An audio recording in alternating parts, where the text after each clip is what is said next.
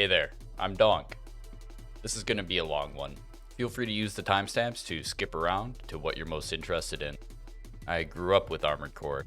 My dad purchased me Armored Core 3 back in 2002 for a Christmas gift alongside some Gundam model kits because I was interested in Gundam Wing, watching it on Toonami. From there, I played every game up to 4, when my interest drifted to other genres during a time when many franchises had hit their peak. I put down Armored Core for quite a while. That is until the consumer survey screenshots leaked. They reminded me to go back and replay the series as well as cover the entries that I'd missed. I was optimistic, but I didn't expect it to be so soon. The Armored Core 6 debut trailer at the Game Awards blew me away, and despite clickbait nonsense driving drama up a wall and forum users who can't read, my excitement didn't wane through the slow press cycle. I felt things were slow, so I played things slow. I haven't covered every instance of news because I've been waiting for this. Once again, FromSoft has knocked it out of the park. We have 12 minutes of new gameplay provided, as well as heaps for more content creators like Vadi and Fightin' Cowboy. Now, I'm not a big deal around here yet. I didn't get to play the demo, nor do I have any new gameplay to show you that you can't see elsewhere. This video exists purely as a journal entry to catalog my thoughts about a new entry in a franchise that I love dearly. If that sounds interesting to you or you want some Armored Core discussion to fall asleep to, enjoy the video. Sorry for the long intro. I'm in an emotional state right now. Time for discussion. First, I'd like to dive into something that I was incorrect about in my early predictions video, because I was both wrong and incorrect about how I'd feel about being wrong. For context, I just finished marathoning the entire series on Twitch over the last year. I have played and in some cases 100% completed every single game in the series in recent memory, and when I think about what I loved about the experience, aiming doesn't really come to mind. What does is the way I moved around enemy fire, weaving between hails of gunfire and missiles, anxiously checking whether I have enough energy left to break my fall or avoid the next volley. The ways I timed my attacks to capitalize on vulnerable moments in the enemy's movements. The time spent in the garage endlessly tinkering to find something more optimal, more fun, or more silly. And counting bullets to make sure I never spend a single solitary credit extra per kill.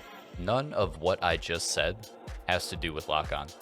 The FCS has always been a computer component that allowed the AC to aim for us, and I've come to realize that for me, it doesn't matter much what that form comes in. In my mind, it makes perfect sense that the machine would offload some of the processing from the pilot in lore, and when we look at the control bindings later, it makes sense IRL too. Soft lock definitely plays more like classic and has extreme utility in combat. Multi-lock missiles make short work of hordes of enemies, while the free camera movement makes it easy to locate and acquire new targets, as well as plan your route around the environment. Then switching to hard lock for when you've cleared the trash and it's time to take down a highly mobile enemy, or to free up the thumb for more aggressive pursuit and evasion. The flow between the two will play a large part in whether this is my favorite Armored Core game of all time. Mr. Vadi stated in his video that he never had an instance where his lock was broken. This is probably a good time to talk about the best Armored Core HUD I've ever seen. First, the Lock On reticle. The amount of information FromSoft stuffed into this ring while maintaining readability is incredible. Within the Lock On ring, we have the distance to the enemy, a stability meter for the target, the enemy's remaining AP, missile lock status, as well as the number of missiles locked to that target, and each weapon's ammo, reload, or overheat status. The AP number in the bottom left is large and readable.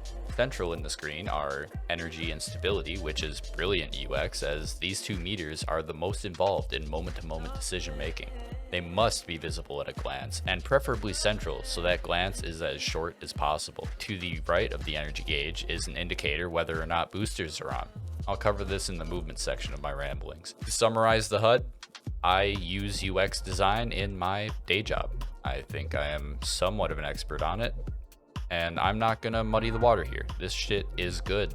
Tucked into the bottom right with AP is the remaining expansion slot uses. Expansions, like the Assault Armor, have a single use. To its right are the remaining instant repair kits and the scanner cooldown, which has unlimited uses. In the lower right corner are remaining ammunition reserves, as well as the current magazine status. Weapons that can overheat are also indicated here and in the Lock On ring. I'll cover those in the weapons chapter. Other HUD elements like altitude and speed, as well as objectives and compass are back. All told, I'm really pleased with the HUD, and the only thing I could think of for a bonus would be HUD customization options like we had in 3rd gen, but I'll be honest, I really don't care if they exist. We get to see more parts and stats this week than I could have hoped for. What a treat. I'm not going to go over every single part shown, but I'd like to talk about a few stat changes that will be particularly interesting for veterans of the series, as well as leg quirks. First item of note, arm carrying capacity is now dictated by the arms themselves, not the core. I think this is a logical choice, as the load limit of an elbow or a wrist joint would be reached long before something like a shoulder. The core component, which lost arm load, has gained a new attribute, generator output adjustment. While I haven't gotten gameplay to confirm, the name as well as the value range around 100 implies to me that the core component acts as an output multiplier, with 100 being full gen performance, 104 being 104% generator performance, etc. Generators have a few new stats that I have educated guesses on, as the naming of each statistic is pretty telling. Energy capacity and energy recharge work exactly as we're used to them in every other game. Post-recovery energy supply is new, and I believe it activates when the generator is completely drained, quickly recharging the stated amount. Supply recovery then would mean the rate at which that backup capacitor is recharged, meaning repeatedly draining the full gauge is not desirable. Finally, energy firearm specialization. This could either behave like energy weapon specialization in previous games where it acts as a damage bonus, or some other unforeseeable effect. Legs, without a doubt, are the part of building that have me itching to sink hours into the garage. It's not the coral, I promise. Bipeds remain a jack of all trades, low energy cost option. Reverse joints make sacrifices to low capacity, energy cost, and defenses in exchange for massively increased vertical mobility. Quad legs can tap the boost button to engage a hover mode, which consumes nearly no energy, turning into a flying weapons platform. Tanks drive like tanks, being unable to strafe and having to turn the legs to change their direction. Don't let that make you think they're slow. Tank legs can achieve startling speed on the ground and are perfectly capable of flying and assault boosting through the air, albeit not as well as the other leg types. They have insane defensive values, with one in the gameplay footage having more AP than the starter AC's parts have total. Boosters have many familiar stats, but some notable changes I wanted to mention is that boosters don't have a charge drain. While you're simply boosting on the ground, your boosters are consuming no extra energy off of your generator. The only ways energy is expended are by quick boosting, assault boosting, vertical flight, or lunging with a melee weapon. Those stats shown here. Energy weapons no longer consume energy to fire. Instead, using them too much in a small time frame will overheat the weapon, resulting in a lengthy cooldown period. I'm way on board with this idea, as it makes energy weapons less of a hurdle to equip, while giving them an interesting trade-off compared to their kinetic and chemical counterparts. Really quick, while I'm on the topic of weapon types, the 3-type damage system is back. Kinetic, thermal, and explosive damage types populate the weapon sandbox, with bespoke defense statistics for each. Pushing this one step further, some enemies have defenses that must be breached with a specific damage type, lest the players suffer massively reduced damage output. A quick example is the final boss of Chapter 1. I'll get to that when I talk about the enemies in the game, so you can skip forward to that if you want to hear what I have to say about it. Stagger damage is separate from physical, meaning that an optimal loadout will likely be a mix of weapons. Sorry, chain gun spammers. I'm sure it'll sound hilarious. Now on to another aspect of the customization, tuning and expansion slots. Tuning and expansion slots can be grouped together and thought of as a familiar yet new approach to the FRS memory and optional parts of older games. By progressing in the arena and presumably doing other tasks, the player will accumulate OST chips. OST, or Operating System Tuning Chips, can be spent on OS tuning in the menu. OS tuning is spent on two categories: system unlocks, which expand the capabilities of the armor core to perform additional actions within its existing capabilities, such as the boost kick, engaging the boosters to kick with the legs. Others include quick turn, weapon bays allowing for forehand weapons to be equipped, and manual aiming. Core expansions are extra features not native to the armored core, provided by a part. These include the damaging assault armor, which now destroys incoming projectiles, pulse protection, which acts similar to primal armor, and potentially more. It's my thought that the core expansion slot can only equip one at a time. These cost between 1 to 3 chips each, and some appear to be upgradable to further their performance. I'm incredibly excited about what these chips hold, and as an avid arena first grinder, I will be pushing through to rank 1 on day 1, unless I'm mission gated and tuning my AC to the tits. As a whole, the parts sandbox seems as rich as ever, with endless numbers to pour over and hefty differences between them. Heavy parts are significantly thicker than light parts visually, and by the numbers. Heavy weapons also have a lot of weight to their aiming and firing animations, and when it all comes together, I'm looking at one hell of an Armored Core game. What is an Armored Core without a world to pilot it in? We see 5 distinct levels in the gameplay, and I won't be saying exactly what they look like in great detail because you are all perfectly capable of seeing what's going on. I just want to share my feelings about them, and I'm feeling amazing. We see a great mix of tight urban corners and sprawling landscapes, towering megastructures, and even a boss fight so large it comprises the level itself. The variety lends itself to rewarding different playstyles at different times, allowing all playstyles to feel good at some point and rewarding specialization for the sortie environment. Enemies are located at sensible locations throughout the levels, while the route to objectives remains completely up to the player. Dash pass to rush the objective or kill enemies for bonus pay, true to Armored Core's roots. The new mobility options also appear to play well with the environment, with everything from tanks to reverse joint being able to navigate the level, but some shining bright, like the quad leg's efficient hover mode while trying to maneuver around the towering Strider boss. Just as an AC needs a world to move around in, a weapon needs enemies to shoot at. Standard MTs are punching bags to express our power fantasy on, providing chip damage threat and possessing limited mobility.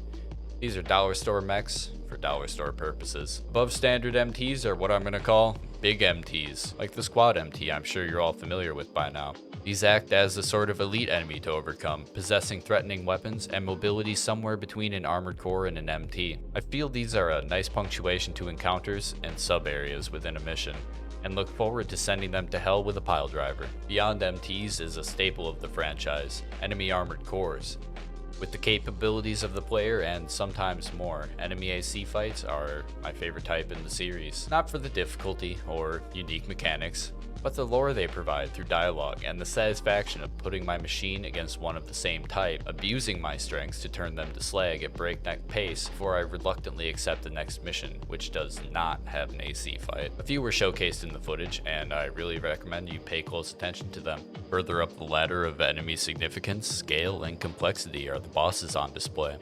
Holy shit. From Big Brick to Hanging Dong, Batman's Revenge to this guy, sponsored by Raytheon. Each looks engaging and satisfying to overcome. I'm not a huge fan of enemy AP being shown for boss fights, but at the end of the day, it's something so trivial it has very little to do with my enjoyment of a game. Going into slightly more detail, there are a few points I want to mention about the bosses. Bosses do have a stagger meter, and this is very important for chipping down their immense health pools. Some bosses can be staggered in short succession with the right equipment, making for an incredibly fast clear time with an optimized loadout. Repair kit management is going to be incredibly important, as many of these bosses possess the ability to kill the player in 1 or 2 hits. Make 2 mistakes back to back, and you're going back to a checkpoint. Be prepared for specific mechanics requiring a change to your loadout. Mr. Raytheon Missile Man has a energy shield that can only be broken by energy weapons, and the Strider almost certainly requires a good flying ability to navigate with comfort. I'm almost disappointed that we were shown 4 boss fights. I think I could have done with less. But having already seen it and not being able to go back, I have to say, the variety, the mechanics, the different approaches, and the fact that one of them is the size of a level has me beyond excited. In fact, I'm elated. FromSoft is reviving my favorite mecha franchise of all time. Things have changed since the last entry, but having played every single game, I think that's what surprises me the least. From has a way of delivering things players never knew they wanted, from soapstone messages to torrent to quick boosting. They're consistently inconsistent and consistently quality. This game looks fantastic in the vein of other titles, placing style over fidelity in pursuit of stable performance, a goal they haven't always achieved, but nonetheless a goal I can appreciate. I can't wait to rock up to an arena fight with 2 chain guns, a grenade launcher, and a laser cannon, and relegate a pilot to the past tenths. I can't wait, and yet I must. A quick channel update, because that just about covers everything I wanted to say. I know this probably isn't anything new for those who are poring over every frame of every trailer. I made this video for myself, because I love talking about these games. If you want to join in the conversation, I'd love to see you over at my Twitch channel where I play Armored Core twice a week. As for this whole YouTube thing, I had some issues finding inspiration. Others were uploading faster than I could in my situation, and I felt obsessed with editing the hell out of my videos. Fuck that. New plan. I'm going to use lightly edited content like this for when I want to talk about something, and keep the high-speed memes relegated for my more creative pursuits. And if you've listened this long, you have my thanks. I hope this was informative, relaxing, or perhaps arousing. More content to come, including a first-generation Armored Core review that I'm quite proud of so far. Cheers. Do the interaction things to boost my ego, and leave a comment with your most anticipated build. I look forward to reading them. See ya.